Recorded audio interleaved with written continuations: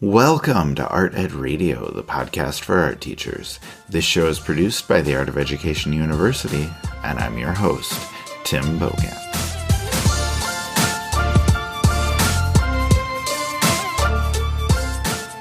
As I told you last week, we are going to be spending the next few episodes of the podcast talking to people in education about what's working for them, what's working for their students, and what ideas they might have that everyone can use.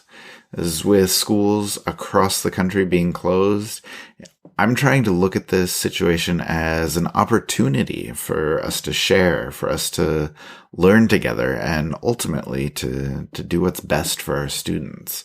So today, Sarah Krajewski is going to be back on the show, and she has a lot to share. We're going to talk about mental health, dealing with anxiety, the importance of positivity, and how to create online videos and how to connect with our students. So before we start the interview, though, I do want to remind you that AOEU will be continuing to host a free webinar every Thursday night as we all try to get a handle on this new normal. Now, last week was the second webinar that we've done, and we had presentations on making the most out of working from home, how to teach for creativity when you're teaching online, and some mindfulness exercises that you can employ for yourself and for your students. So if you missed that, you can watch it on the AOEU Facebook page or find it on the AOEU website.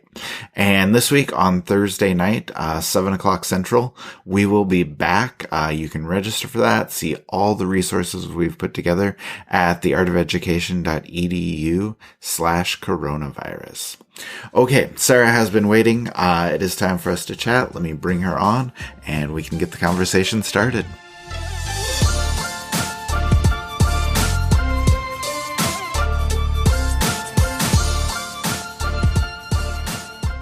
All right, Sarah Krajewski is joining me now. Sarah, welcome back to the show. How are you? Hey, I'm pretty good. I'm happy to be back.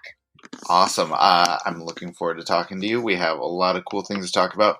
You're doing a lot of cool things right now, but before we dive into those, can you just tell me a little bit about your situation, where you are right now? Like, what does life look like? What does teaching look like for you at the moment? Yeah, I imagine it looks kind of similar to a lot of other people's as far as self-quarantining and sort of being away from other people and e-learning and online teaching. So I've been self-quarantining for 11 days. I have a little notebook that I keep track of like how many days go by. So it's been a week and a half, and I'm keeping busy making YouTube videos for my students and then posting those same videos onto my IGTV channel on Instagram. They're called Cool Beans Club because I actually say cool beans as a call and response in my classroom all the time. So like when I give directions, I'll say cool beans and the kids are all like cool beans, and it's really funny. So I figured they'd relate to that title a little bit. But yeah, so I've been busy doing, I'll usually set up an afternoon to record a bunch of tutorials, and then the next day I edit them, I schedule them, and then of course trying to keep my sanity with like a daily walk. And I've already totally rearranged my studio, like kind of went to town working on a couple things in the house too. So trying to stay busy and trying to like accept the current situation. Yeah, I think that's a good way to put it. And one thing I wanted to ask, or I guess dive into with you, is just dealing with anxiety and dealing with mental health. I know this is something that you had covered in that first webinar that we did. And I know a lot of people are feeling really anxious right now, not only about teaching and trying to navigate all of these new things, but they're feeling anxious about life and about the world around us. So, before we, I guess, get into how we deal with it, can you talk a little bit about why you think we should be talking about our anxiety, how it helps to kind of bring it out in the open? Yeah, for sure. So I kind of thought as I was a kid that I was the only person with anxiety. Like I thought that I was some sort of weird freak that would get nervous about things or just be like scared a lot or sort of panicky about things. But that's because I guess I didn't realize how much anxiety shows itself in different forms for different people, but that especially in some sort of crisis like this, a lot of people are experiencing some sort of anxiety, whether it shows itself through depression or panic attacks or worry or whatever it might be. Anxiety is a huge, huge part of kind of coping with how to keep really strong mental health. So something that I noticed helps me, even when I was a young kid, something that helps me is knowing that I'm not alone in the way that I feel. So that's why I like to try to be super open about anxiety so that people know, hey, you're not the only one that feels like this. And we can kind of sort of like support each other through a weird feeling that we might have or something that we don't really know how to deal with. So talking about anxiety and realizing you're not alone is one of the main things that helps me. And even just talking with my family or friends and just saying like, hey, it's going to be okay, right? Like you're feeling this too, makes me feel like we can get through it together.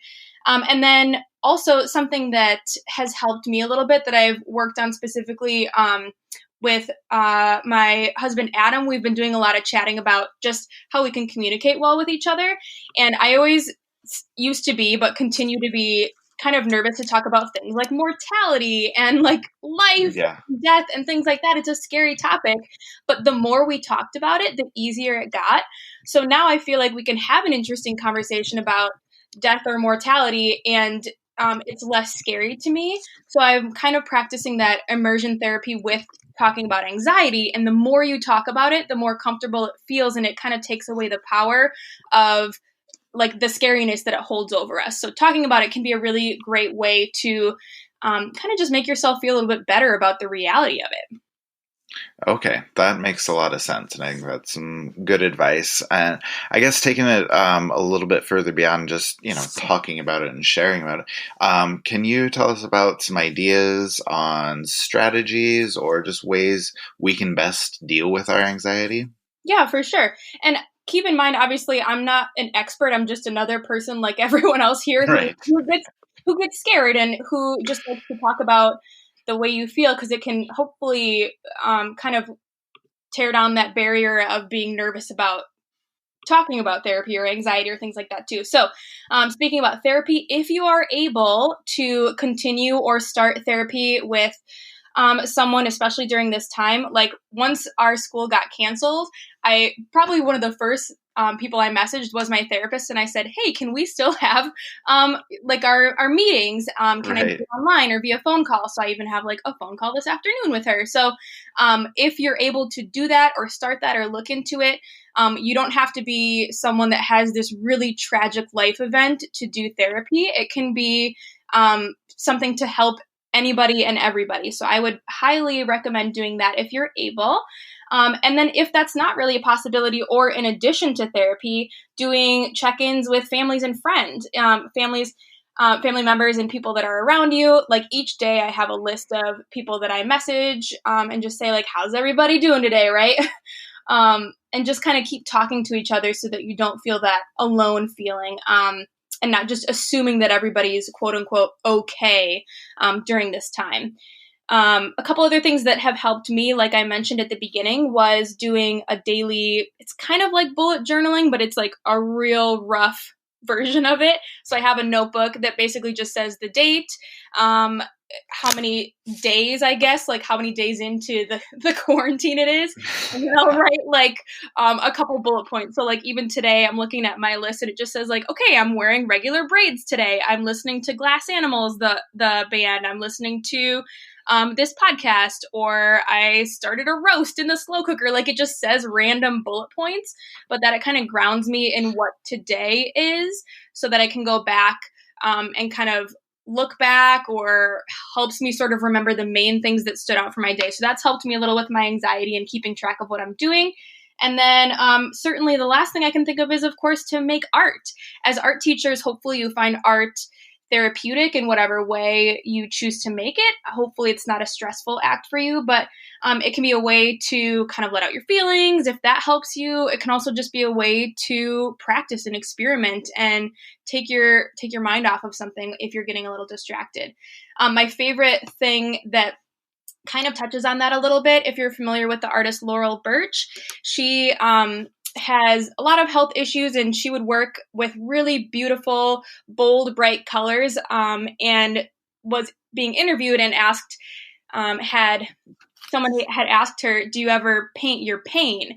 And she said, no, why would I want to do that? So I thought that was a really interesting comparison of right now, if people are feeling sort of anxious, do you want to go the route of like trying to emote that in your art, or maybe try to just like surround yourself with positivity and color, and does that make you feel better? So I like Laurel, her version of art therapy is just saying, absolutely not. I'm not gonna paint anything negative or painful. It's all happiness from here on out.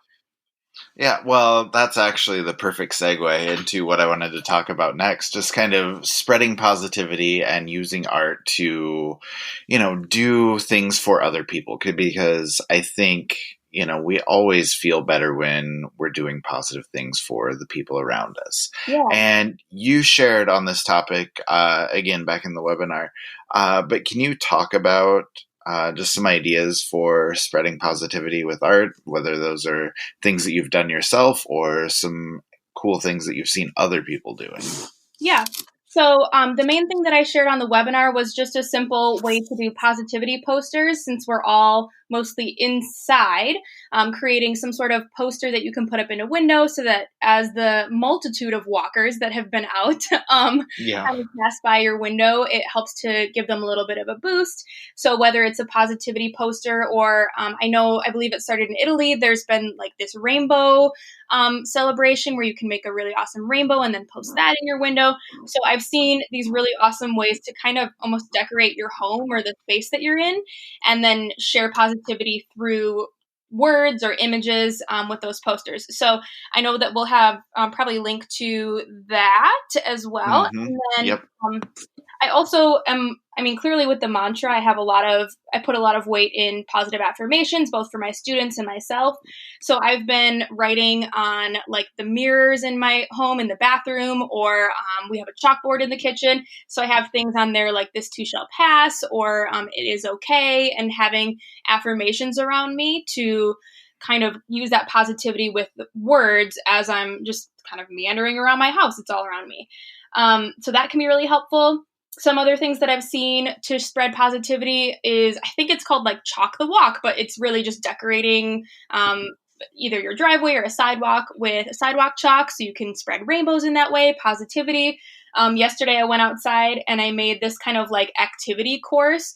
So I know I've seen some friends doing things like hopscotch, but I had like lines that you could like follow with both feet, or like jump from rock to rock and like do all these sort of things so that the little kiddos, or I've seen like adults out my window, which has been really fun to just like do this kind of activity course for like the tiny little span of sidewalk in front of my house. So kind of trying to make it a way to connect with your community or with other people around you. And then, even just, again, coming back to you making your own art and being positive about what you do, maybe now is the time to pick up another thing. Like my sister's really awesome at embroidery and sewing. And so I'm going to work on a little bit of embroidery, which I've never done before. But at the same time, like, I don't want to stress about doing more projects I've never done. So I want to also reiterate, like, if you don't do anything new, that's totally fine. And that sometimes just that feeling of like, oh, I wasted time or I didn't do anything. But it's like, well, if you enjoyed what you were doing during that time, if it was just watching Netflix or whatever, then it's wasted time. So trying to keep that positive mindset and attitude about anything and everything you choose to do can really help sort of persevere through something like this. Yeah, that's good advice. Now, another thing that I wanted to ask you about was something that you mentioned back in the beginning of the interview. You've been recording a lot of videos. You've been putting them on your Instagram. So I guess first questions for you, like, what are the benefits that you're seeing from recording those videos? And secondly, how have your students responded to seeing those? So the videos, again, how I usually do it is I'll kind of set myself up to just record a batch of them at one time, because that kind of makes sense for me. So those of you that are watching my videos, I have like 3 chunks where my hair is the same, but my outfits change. So I'm like, but those are like within an hour of each other. It's kind of a behind the scenes little sneak peek.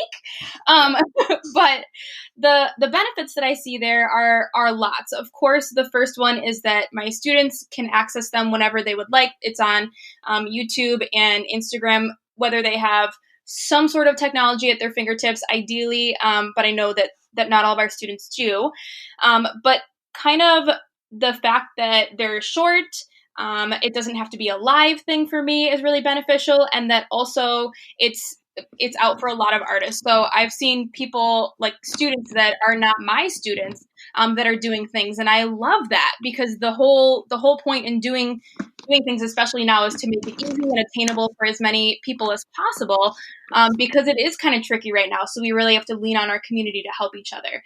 I also think that specifically for me, there's parts in the videos that I find beneficial about the fact that like my kids can kind of maintain routine, or those new artists or adults or students that are watching the videos can learn like our mantra. And then at the end of the video, I do a little bit of a mindful meditation. So it's like a minute long, but it's just a quick little breathing trick of some sort to kind of ground yourself for the rest of the day. So I think that is sort of a passion of mine, to try and get the viewers to just relax a little bit.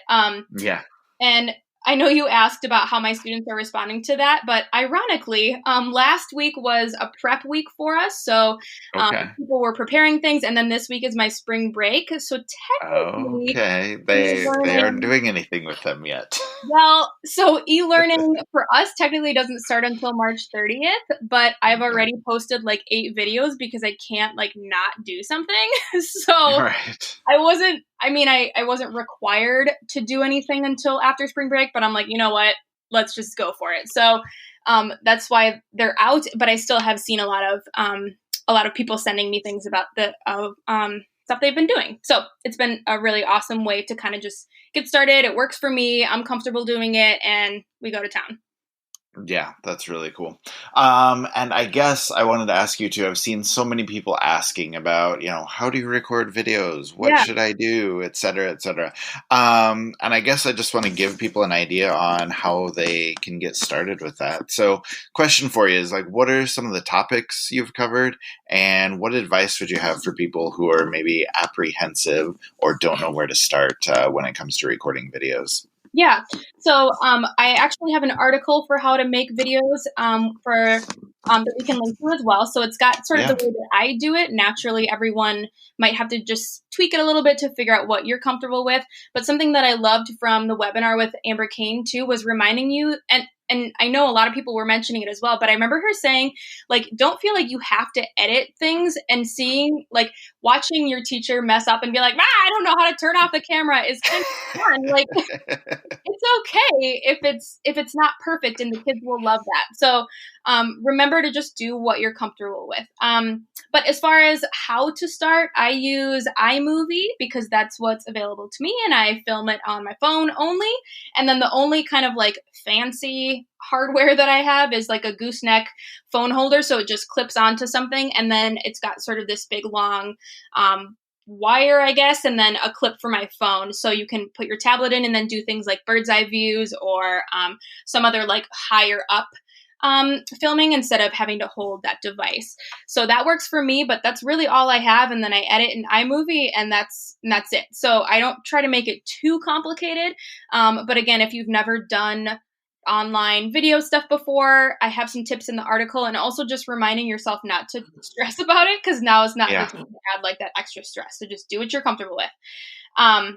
Some of the topics that I've gone over, of course, I did one on the positivity poster, which I discussed during the webinar, and then some fun things like abstract intuitive art. We've done some shadow art, the ever popular found object color wheel, which has been all over Instagram, super fun.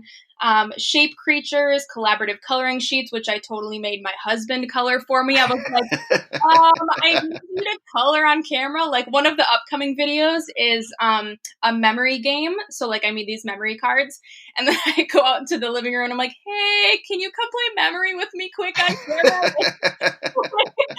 Sorry, you're a big part of this right now. So he's kind of become my students, which is fun. But yeah, I guess, and then at the end, you were asking about some advice for people that maybe have or have never made videos before. And what I really wanted to touch on was that I want you as a person to focus on what's going to work best for you. You do you. And the thing that is going to be hard, even for myself and other people, is that comparison factor, which can be kind of dangerous and stressful, and can be hard to not compare yourself to other people. I just got a print for my studio that says comparison is the thief of joy, because I find myself sometimes as an educator and as a person saying, well, I didn't do that, or I didn't do that. But I wanted to remind everybody, mostly reminding myself, but saying it out loud, that we are all talented art educators with equally valuable ideas, however we present them.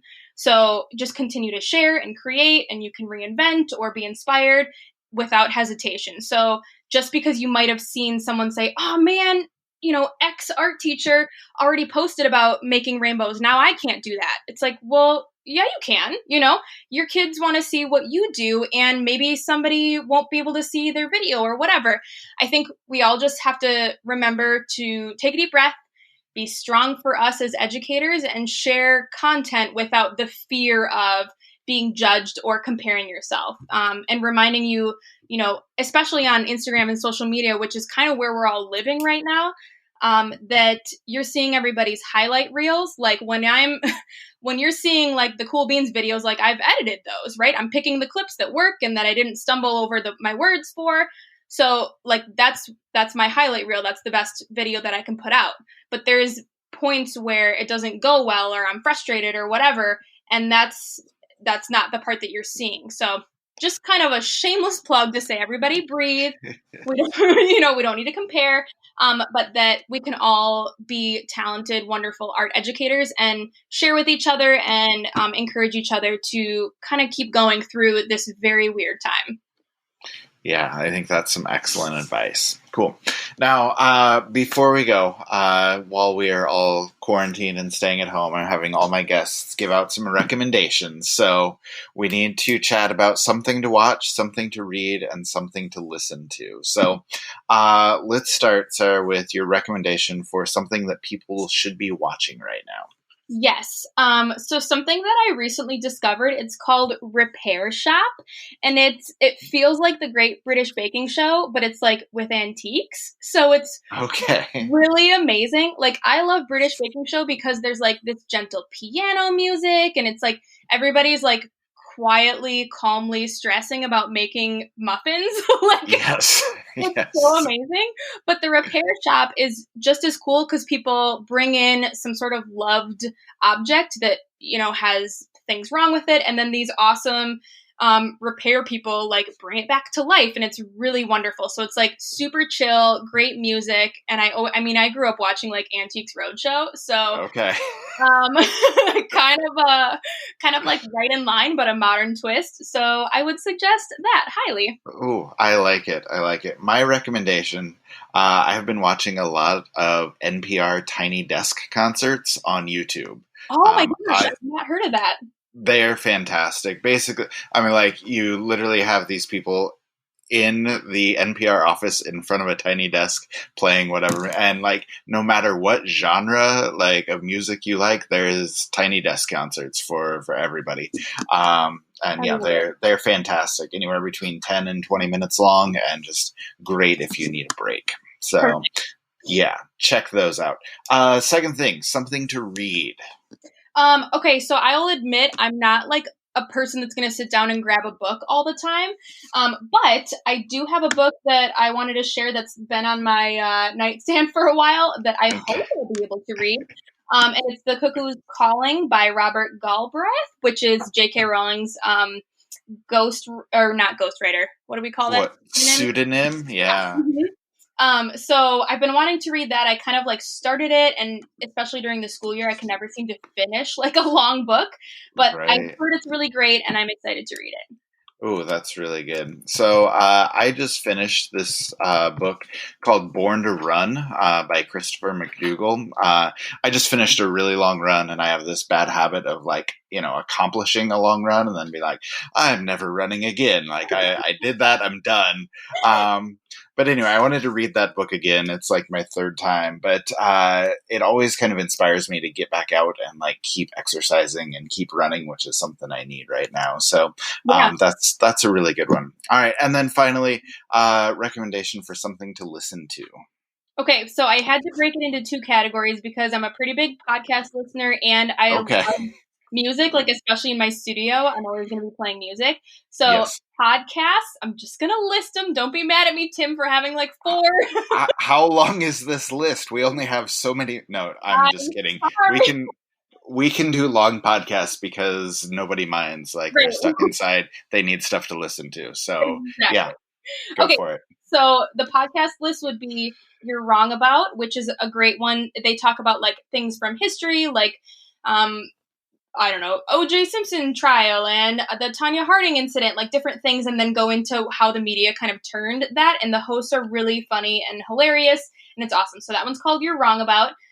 Heavyweight by Jonathan Goldstein is amazing. That one talks about kind of like a past, something to revisit with your past, and they go through a story, and Jonathan will kind of like be the mediator to make something come to light. So it's this really beautiful storytelling podcast.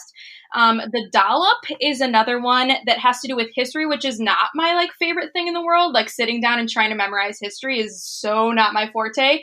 But Dave Anthony and Gareth Reynolds host that one, and they're both comedians, so it's hilarious. Dave just reads like parts from history to Gareth, and Gareth just like responds to them because he doesn't know what the story is. It's so funny. A lot of these you might want to pre-listen before the kiddos listen with you. And then the last podcast that I love is Freedom, which is with Scott Aukerman, Lauren Lapkus, and Paul F. Tompkins. All 3 comedians, all 3 hilarious if you want to giggle. And then the music list. So I was trying to like keep my music list small, but again, I was just searching through my iTunes and I'm like, I can't pick a favorite. So it depends. Like if I'm going for a run or a walk, I usually listen to like rap, like Kendrick Lamar, Logic, Wale, Chance the Rapper. Like that just makes me feel good. But I also love, as I'm working in my studio, some kind of more like electric music, like Jack Garrett, Isaac Delusion, Glass Animals, Electric Guest. There's so many awesome ones. If you need music recommendations, message me on Instagram. I was like, I don't know how to pick. But, I love it. We should just do a music podcast. No, you're right. We can actually, there's this really awesome podcast that... You listed enough podcasts, Sarah. I'm sorry, Tim. You're never going to have me suggest again. But the podcast just literally breaks down How to Pimp a Butterfly. Yeah. And they just talk about all of the text and everything in the album. It's amazing. That's awesome. I love it. Yeah. All right. So I'm going to do 2 quick recommendations and then we'll get on out of here. Podcast for me. There's one called The Missing Crypto Queen, and it's produced by the BBC. And so the audio engineering is just incredible. But it's all about this lady who was running a giant pyramid scheme based on cryptocurrency and then just absolutely disappeared just in the middle of nowhere. And no one can find her. And so it's this storytelling / investigative podcast. And it was just really brilliant. It's 8 episodes, so you can get through it without investing too much time. And it's really, really good. Yeah, that's okay, good. Okay, and then music-wise, since you listed all your music, I'll just go with who I've been listening to all the time, and that is the Wombats. Just a spectacular band. I love them so much. So everybody should give them a listen as well. All right, cool. So Sarah, we will end it there. Thank you so much. I appreciate all of the recommendations, all the advice, the awesome conversation, and hopefully we will talk to you again soon. Yeah, absolutely. Stay well. All right, just like last week, we talked for a long time, but hopefully you have that time. You don't mind a little bit longer podcast. Now, before we go, just one more reminder for our webinar that's happening on Thursday night, 7 o'clock Central. This week, we are going to cover a lot of great topics, making online meetings enjoyable. We'll cover some art history, maybe some tech tips. I hope you can join us. But until then, stay safe. Take care of yourself, and please take care of everyone around you.